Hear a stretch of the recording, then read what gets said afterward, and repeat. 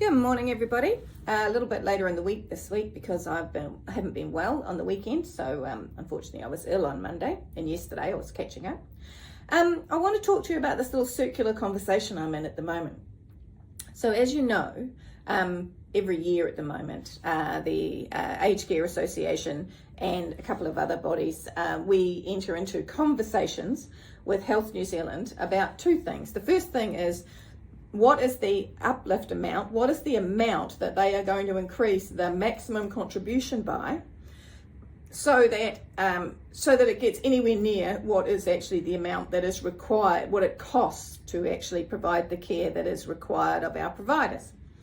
And the second one is, we talk about the agreement, the ACA agreement, and nuts and bolts and rats and mice around what can we change here and what can we change there.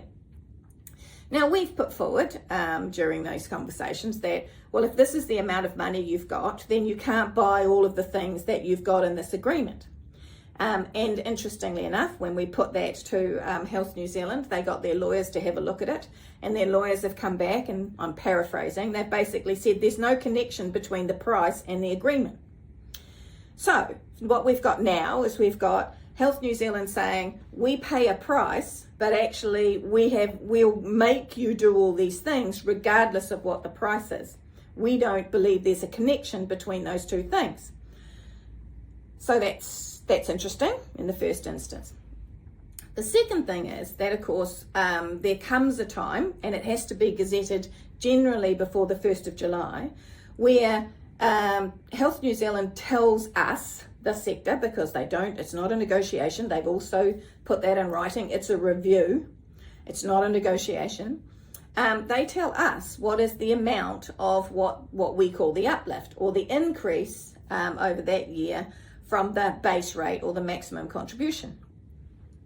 Now, and then the Director General of Health has to gazette that. So I asked Te Whatu Ora, could you please tell me, Health New Zealand, could you please tell me, give me the equation by which you work out that this amount of money will pay for the cost of the care that the New Zealander requires. Because remember, this is all about the New Zealander who requires care. It's not really about our businesses, yeah?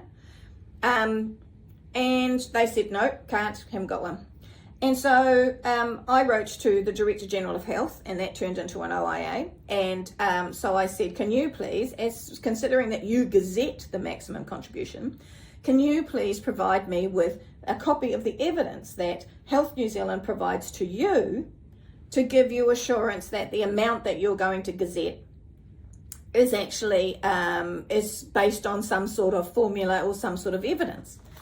And this is an excerpt from the letter I got back from the Ministry of Health, because I OIA'd them as well. And of course, the Director General of Health got the Ministry to answer, and then transferred part of it to Health New Zealand as well.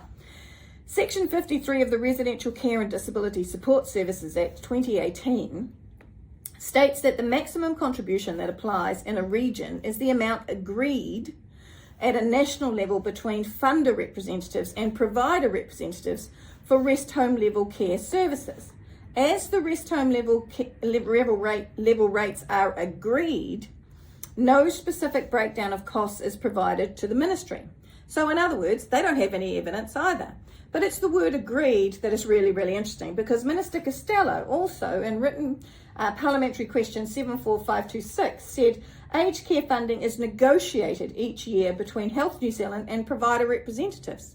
So one, we know it's not a negotiation, because Health New Zealand has now clearly articulated in an email to me, it's a review, not a negotiation. Two, we still don't have the figure for this year. So there's no negotiation going on. Let's be clear. They tell us a figure, that's it, that we take it or leave it. So if it's a take it or leave it situation, there's no opportunity to agree. We don't agree. We agree with the multiple reports that have said that our sector is underfunded.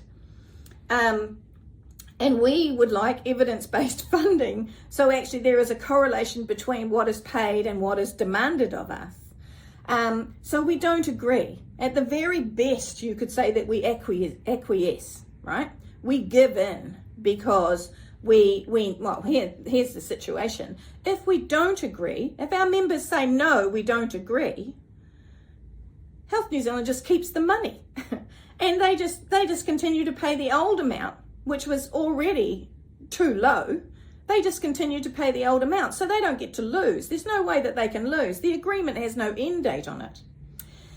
So I'm sort of in this circular conversation at the moment, right? And I'm trying to figure out, well, so how can I break it? Because when you're in a circular conversation, you've got to somehow break it, right? I'm thinking, do I need to put up billboards?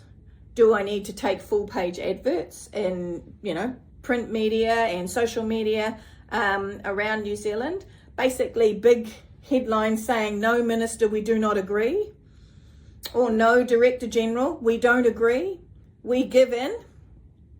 I don't know. So, that's the pattern of consideration I'm in at the moment. See ya.